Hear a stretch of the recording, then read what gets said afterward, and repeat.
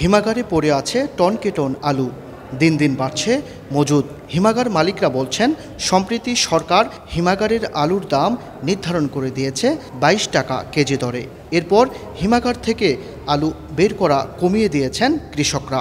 এতে আলু আরও বেশি মজুদ হচ্ছে বলে জানান মৌসুমি ব্যবসায়ীরা।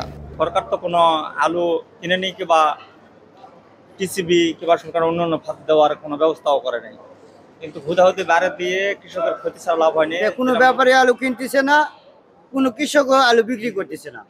এই কারণে আলু হিমাগার আরো স্টক হচ্ছে। আরো বাজারে আলু বিক্রি হচ্ছে 12 থেকে 13 টাকা কেজি দরে, কিন্তু হিমাগারের আলু 22 টাকা নির্ধারণ করা হয়েছে। আলুর দাম বেঁধে দেওয়ার পরে বের হওয়ার গতিটা একটু স্লো হয়েছে আর কি।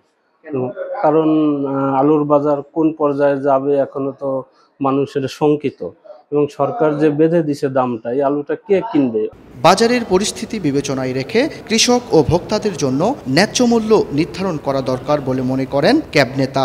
এই মৌসুমে যদি আমরা তার আগেই যদি কৃষককে যদি ন্যায্য মূল্য যদি আমরা দিতে না পারি, তাহলে উৎপাদনের সংখ্যা কমে যাবে এবং ভোক্তারাও কিন্তু সাধারণত বেকায়দায় পড়ে যাবে।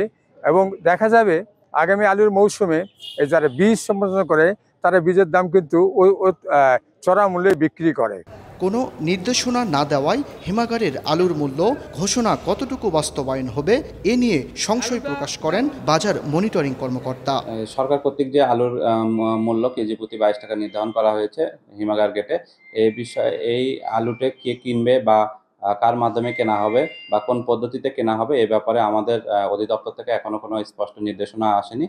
জয়পুরহাটের 21টি হিমাগারে প্রায় 2,07,000 মেট্রিক টন আলু সংরক্ষিত রয়েছে। এখন পর্যন্ত হিমাগার থেকে আলু বের করা হয়েছে প্রায় 55,000 বস্তা। Abdullah Al Mamun, star news, Joypurhat.